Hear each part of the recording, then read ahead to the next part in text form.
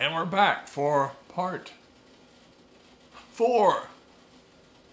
And this has to do with articulation. So we've got our breathing, we've done long tones, we've done lip slurs, we've done some flexibility. Thing next, articulation. Just to warm up, it doesn't have to be very involved. And again, as a skill development thing, you need to see where you are, how fast can you articulate single tonguing, can you double tongue, can you triple tongue, and we'll work on it based on we start with where you are, and we'll go over those other things. But I usually like to use just an F major scale or F chromatic scale, or chromatic scale starting on F, because it's right in the middle. It's not too high or too low. As you get into the extremes, you have to think about aperture, opening, articulation inside the mouth. As the tongue ups and down. F is just right there in the middle, so it's an easy place to start. So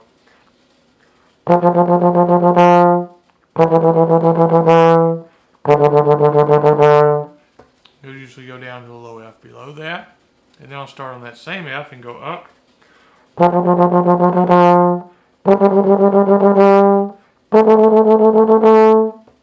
Sometimes I'll just go up or down and then go the opposite direction with using multiple tonguings. Something like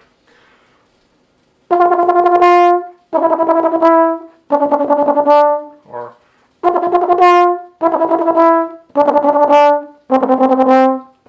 okay.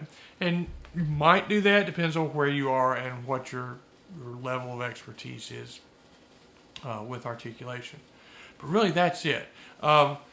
One thing to do, because another thing that we'll get into is scale practice.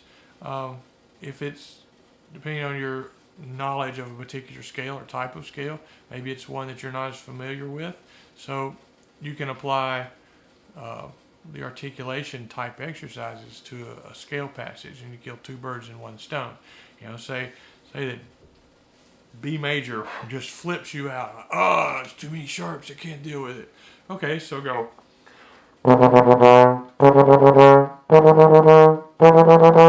So you're playing the scale, and at the same time you're doing an articulation exercise. So great, I got rid of two things there.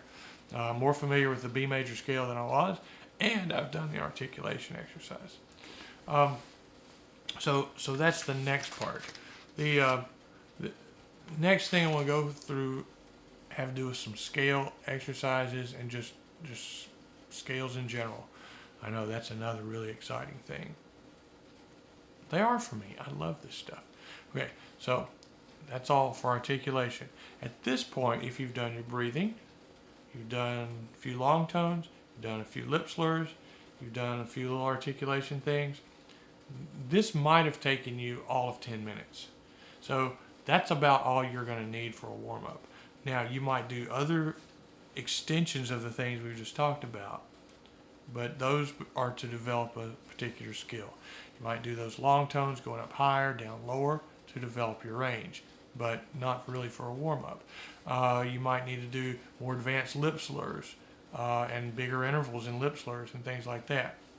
That's a skill development thing, and it will help your playing, but not just to warm up. Okay. Same with articulation. You go to the Arben's book. There's 20 pages on articulation exercises, probably more than that. You could do them all in one setting, and you'd be very tired and you wouldn't be able to play anything else. But just a little bit consistently every day will make a big difference. Even with that single tonguing like I was doing, find how fast you can do it. Next day, click that metronome up a notch. Next one, a notch or two. Just keep going. But finding where you are and just trying to push yourself a little bit each time you pick up the horn will make a big difference. Okay,